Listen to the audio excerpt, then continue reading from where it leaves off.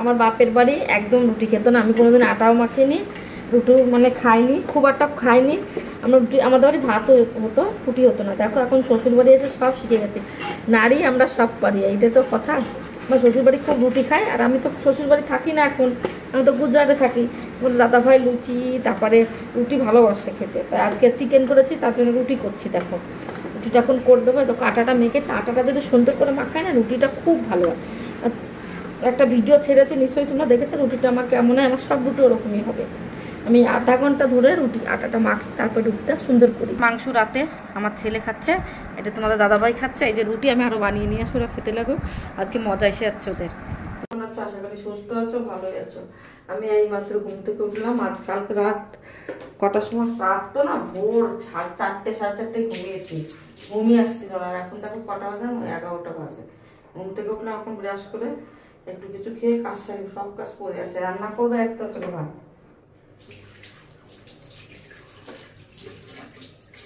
এক তরকারি ভাত রান্না করবো বলে একটু বেলা করে উঠলাম।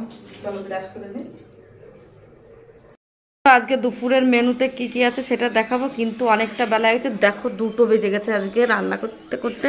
আজকে বৃহস্পতিবার না, সব গুছিয়ে টুচিয়ে পুজো টুচো দিয়ে রান্না করতে দেরি হয়ে গেছে। দেখো বানালাম পটল ভাজা আর পটল ভাজা আর আলু ভাজা, আর দেখো এটা মিক্স সবজি, 5 রকম সবজি দিয়ে করেছি। আর এইটা করেছি, এই দেখো ডাল, এটা ডাল, এইটা আমাদের সবজি এটা। আর ওই যে সবার ভাত বেড়ে দিয়েছি, দেখতে পাচ্ছ সবাই ভাত, খিদে পেয়ে গেছে সবার। চলো, আমার আজকে শরীরটা খুব খারাপ, মাথার মধ্যে কেমন করছে, কথা বলতে ইচ্ছা করছে না। এখন কিন্তু তোমার দাদাভাই বললো তাড়াতাড়ি রান্না করো, আমার শীত লাগছে না কি লাগছে আমি বুঝতে পারছি না, একদম ভালো লাগছে না শরীরটার মধ্যে। তার জন্য দেখো মশলার মধ্যে দেখতে পাচ্ছ সব কাটা হয়ে গেছে। এই দেখো পেঁয়াজটা ধুয়ে নিয়েছি, কেটে একটু কাটতে হবে, আলুটা কেটে নিয়ে এসেছি। এই দেখো মশলা করা হয়ে গেছে অলরেডি, মশলা করতে হবে, সব কিছু গোছানো হয়ে গেছে। চলো এবার ডিমটা ছড়িয়ে দিই। চলো, গুড মর্নিং বন্ধুরা, তোমরা সবাই কেমন আছো? আশা করি সুস্থ আছো, ভালো আছো। গুড মর্নিং বলতেই ভুলে গেছি। এই দেখো এখন কি বলবো, ডিম করা ছাড়িয়ে নি, আমার মাথার মধ্যেই ভালো লাগছে না, তবু কিন্তু গলার আওয়াজটাও কেমন হয়েছে দেখে ক্লান্ত লাগছে, উঠতেই পারছি না, আমি জানি না কেন। রান্নাটা সেরে শুয়ে থাকবো, তারপর বিকালে সব কাজ থাকবো চেষ্টা। দেখো ছেলে ডিমটা এসে খাবে জিম থেকে, ওই জন্য ডিমটা ছাড়িয়ে রাখছি, তারপরে ও এসে খেয়ে নেবে। খিদে পাচ্ছে আমার খুব, জানি না কেন, আর কথা বলতে ইচ্ছা করছে না, জানি না, প্রচণ্ড আর শরীর খারাপ, ওই জন্য কালকে 2 দিন ভিডিও দিতে পারিনি, এডিট করতে ইচ্ছাই করছিল না, শরীর একটু ভালো না, আজকে তাও শুয়ে শুয়ে করছি। ডাক্তারের কাছে কালকে গেছিলাম, তারপর ওষুধ নিয়েছি, তোমাদের সঙ্গে কিচ্ছু শেয়ার করা হচ্ছে না। দেখো ডিম করে আমি করবো, এখন রান্না করবো, ছেলের জন্য রেখে দেবো। রান্না করার আগে ডিম করে ছাড়িয়ে একটু চাকু দিয়ে কেটে কেটে নিচ্ছি, তাহলে সুন্দরভাবে ওর ভেতরে মশলাটা চলে যাবে। আর দেখো গরম জল দিচ্ছি, গরম জলের মধ্যে সয়াবিন দিয়ে একটু ভিজিয়ে রাখলে, একটু ফুটিয়ে নিলে বেশ ভালো হয়। আর এই সয়াবিনটা খুব সুন্দর খেতে। আর আগের দিন তোমাদের দাদাভাই নিয়ে এসেছিলো একটা সয়াবিন, শুধু বালি বালি, ফেরত দিয়ে এসেছি, আবার নিয়ে এসছে আবার বালি, তা ফরচুনেরটাই ভালো। আর দেখো পেঁয়াজটা কেটে নিয়ে, আলুটা তো কেটে নিয়েছি, পেঁয়াজটা ধুয়ে রেখেছি। এখনকার পেঁয়াজে কী হচ্ছে জানো, কালো কালো দাগ হয়ে যাচ্ছে, ভালো করে না ধুলে একদম হচ্ছে না। পেঁয়াজগুলো কাটা কমপ্লিট হয়ে গেল। দেখো এবারে কড়াইটা তেতে গেছে, তেলও দিয়ে দিয়েছি। এবার ডিম কটা ভালো করে ভেজে নিই। ডিম আমরা বেশি রান্না করবো না, রাতে ফুচকা পাটি করবো, ওই জন্য তা ডিমটা ভালো করে ভেজে নিচ্ছি, ভেজে রেখে দেবো। কি বলবো, গাল মাল আমার মানে কি বলবো, মিষ্টি মিষ্টি লাগছে, একটু ভালো লাগছে না শরীরের মধ্যে, কথা বলতে ইচ্ছা করছে না, এত দুর্বল, ডাক্তার ওষুধ খাচ্ছি তো।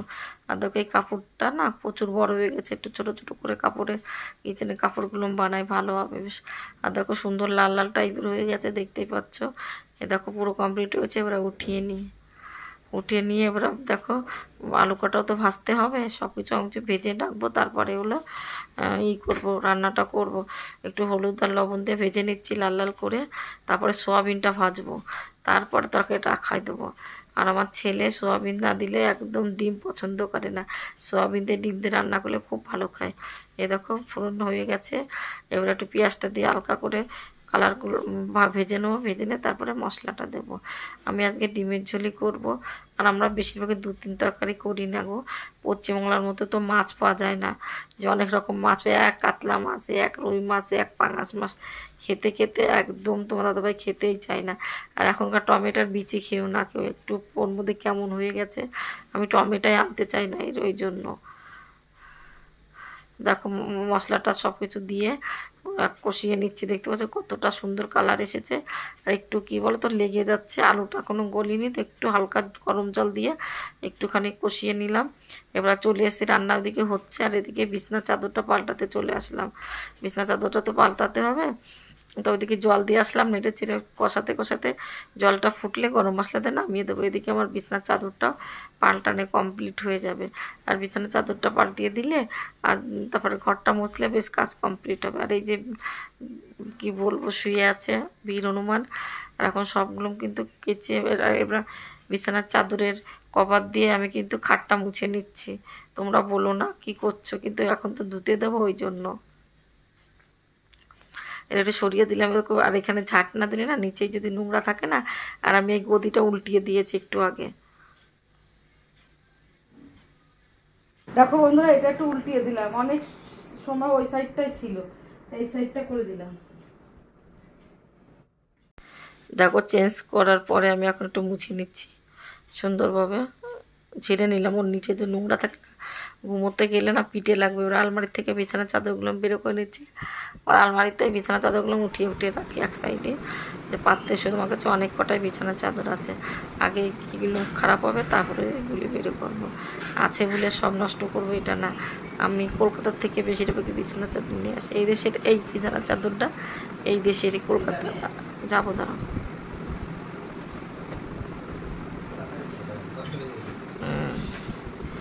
আর আমি কিন্তু কর্নারগুলো কেন করে দিই, বেঁধে দিই। আমার ছেলে তো এখন বাড়িতে আছে, স্কুলে যাচ্ছে না, ওই জন্য কর্নারগুলো বেঁধে তো সারা সময় খাটটার সঙ্গে যুদ্ধ করবে, ওই জন্য বিছানা চাদর উল্টে পুল্টে যায়। ওই জন্য আমি যদি বিছানা চাদর কর্নারগুলো বেঁধে দিই না, তাহলে আর খোলে না, ভালো লাগে। বারবার কে ঠিক করবে বলো। আরও এক জায়গা না, 3 জায়গা বিছানা আছে, সোফাতে আর 2টো খাটের মধ্যে 3 জায়গা বিছানা আছে, কোনো জায়গায় রাখে না। কালকের থেকে আমার ছেলের স্কুল কলেজ চালু, কালকের থেকে আমার অনেক সকালে ঘুম থেকে উঠবো, তোমাদের সঙ্গে লাইভ করতে চলে আসবো। ঠিক আছে, ভগবানের ডাকো আমি সুস্থ হয়ে যাই, আর অনেক কাজ করবো কালকের থেকে, আর ঘুমোবো না, ঘুমোতে হাঁটবো 1 ঘন্টা। এবার দেখো চলো এইসব নিয়ে ওয়াশিং মেশিনে দিয়ে আসি, এদিকে কাঁচা হয়ে যাবে, এদিকে সব কাজও কমপ্লিট হয়ে যাবে। আমি এরকমভাবে কাজ করি গো, আমি পারি না, কি করব, সকাল সকাল উঠতে পারি না, কিছু কর না। সবাই স্নান হয়ে গেছে, শুধু আমি স্নান করলে মেশিনটা চাই, তো লিকুইডটাও দিয়ে দিচ্ছি, সব কিছু রেডি করে দিলাম। এবার ঘরটা ছাদ দিতে চলে আসলাম। আর জামা প্যান্ট দেখতে পাচ্ছ খাটের উপর, তোমার দাদাভাই দোকান থেকে আসবে, ওইটা পরবে। কেন ওরা নিজেরা নেয় না জামা প্যান্ট, আমারই গুছিয়ে দিতে হয়, যখন আসবে তখন ওইখানে রেখে দিলে পরে নেবে, আর বলবো না দাও দাও। আমি আগেই সব কিছু রেডি করার চেষ্টা করি, যে ওরা আসবে তার আগে রেডি করে রেখে দিই, বেশ ভালো হবে, আমাকে দিতে হবে না তাড়াতাড়ি করে। ঘরটা সুন্দর করে, এই ঘরটা খুবই ছোট হয়ে গেছে, 2টো খাট, শোকেস, আলমারি একই ঘরে আছে, কি হবে তাহলে, ছোট তো হবেই। দেখো এবার ডাইনিং রুমে চলে আসলাম। ডাইনিং রুমে কি করব, কিচেনে ফ্রিজটা নিতে হবে, কিন্তু কিচেন নিলে প্রচণ্ড তেল মশলায় ফেলে কিচেনে নিচ্ছে না, জানো না, তাই তোকে ব্যাজিংটা একটু ধুয়ে দিচ্ছি। কিচেনটা পরিষ্কার করে আসে, একবার ঝাঁট দিয়েছি সব ঘর, ওরা ঘুমিয়েছিল বলে বিছানা উঠালাম না, আবার দিচ্ছি ঘর ঝাঁট, নোংরা পাবে না বেশি একটা, ওরা ঘুমাই থাকে, জানো না, তাই। আর আমার খাটের নিচে আর শোকেসের আলমারির নিচে ভালোই নোংরা থাকে। দেখো ঘরটা ছাদ দেওয়া কমপ্লিট হয়ে গেছে, এবার জামা কাপড়গুলো ভাঁজ করে নিই, শুকিয়ে গেছে, সকাল সকাল উঠে ভাঁজ করে নিচ্ছি। তোমার দাদাভাইও রান্না তো হয়ে গেছে আমার কমপ্লিট, এবার এইসব কাজ করে স্নান করতে যাব, তাহলে একটু না কষ্টটা কম হবে। কাজ রেখে দিলে আর হচ্ছে না, আর আমি যখনই ইচ্ছা করে যে নিজের কাজটা তো তাড়াতাড়ি করে দিই, কেউ করবে না, শুধু রেখে দিলে দেখো কাজ রেখে দুপুরে ঘুমোবো, ঘুমও হয় না, একটু ঘুম আসে না, এই কাজ রয়েছে, ওতে কাজ করে গুছিয়ে রাখলে ঘুমোতে গেলে বা কোথাও গেলে ভালো লাগে। আর আমি এমনি দুপুরে বেশি একটা ঘুমোই না, মিথ্যে বলবো না, ঘুম আসে আমার। আমি হলো অলক্ষীর মতো 5টা 6টার দিক ঘুম আসে, যে যখন সন্ধ্যা দিতে হয় এত খারাপ লাগে যে এখনই ঘুমোতে হবে। তবে একটু হেঁটে হেঁটে বেড়াই, সবসময় গল্প টল্প করে আমার টাইম পাসটা করে ফেলি। দেখো সব জামা প্যান্টগুলো ভাঁজ করে রেখে তার উপরে রেখে দিলাম তোমাদের দাদাবার গেঞ্জি আর জাঙ্গিয়া আর আমার ছেলের, যেন খুঁজতে ওদের কষ্ট না হয়। এমনি খোঁজে না, আমি দিই, বাইসার যদি আমি অন্য কাজে ব্যস্ত হয়ে যাই হবে না। এই দেখো সব কটা পালিশ দুটো দিয়ে আসি, প্রচুর ঘেমে গেছে, ঘরটা ঝাড় দিয়েছে, সোফা পরিষ্কার করছে, তোমাদের দাদা ভাই এসে বসে পড়েছে। ওরা তো পছন্দ করে না ভিডিও করা, ওই জন্য ওদের সামনে করতেও পারিনি। আর এখন ঘরটা সব ঝাড় দেওয়া হয়ে গেছে।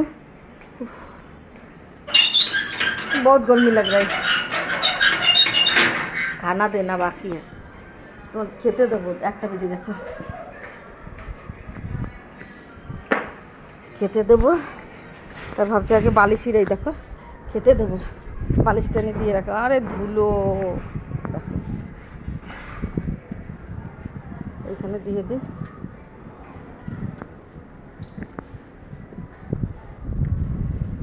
বালিশ দুটো বালিশের পর দিয়ে দিলাম। চলো খেয়ে আসি।